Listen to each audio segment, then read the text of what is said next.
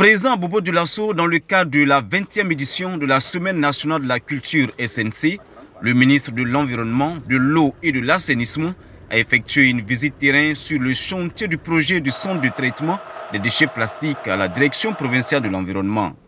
Le ministre Augustin Kaboré et sa délégation ont donc pu visiter ce chantier en arrêt depuis la fin du projet. À cette phase, les différentes étapes de la chaîne de production du centre ont été expliquées au ministre et au docteur Augustin Kaboré de saluer cette initiative tout en déplorant malheureusement l'arrêt des travaux.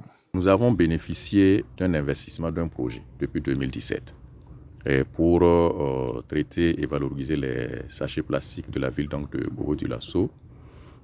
Malheureusement, ce projet, après la fin de sa mise en œuvre, n'a pas été suffisamment valorisé par les services techniques. Vous constatez que les machines sont pratiquement à plat. L'équipe formée par les ressources financières du projet est dans le chômage et j'estime que ce n'est pas normal. Alors, un projet doit être très bien valorisé en termes bien sûr d'anticipation pour sa durabilité et mieux, les sachets plastiques constituent pour notre pays une préoccupation fondamentale en matière d'environnement. Après donc le centre technique de valorisation des déchets plastiques cap émis sur Nassau. Ici, la délégation ministérielle est allée constater de visu les travaux d'exécution du programme d'action prioritaire eau potable qui vise à renforcer la capacité de production d'eau potable pour la ville de Bobo-Dioulasso. Le ministre et sa délégation ont visité les différents compartiments de la station de traitement d'eau de Nassau, allant de la salle de traitement en passant par la salle de commande et de supervision, puis les nouvelles salles de pompage et les nouveaux forages à gros débit de 2000 m3/h. Selon le ministre Augustin Kaboré, l'ensemble de ces installations vise à augmenter la capacité de distribution d'eau potable dans la ville de Sia. C'est un projet qui vise globalement à renforcer la capacité d'approvisionnement en eau potable pour la région des Hauts-Bassins.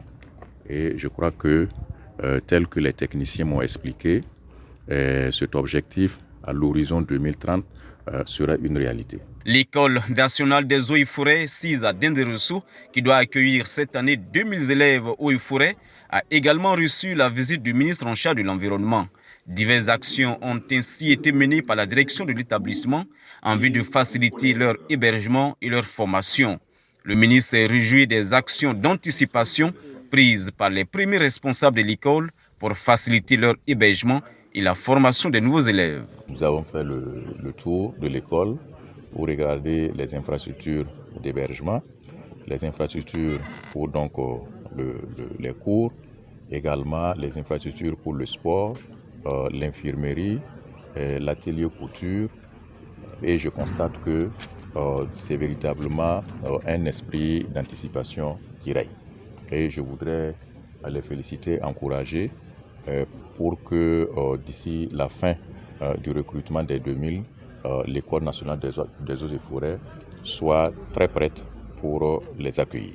C'est donc par cette rencontre d'échange avec les responsables des différentes structures déconcentrées que s'est achevée la visite du ministre Augustin Kaboré.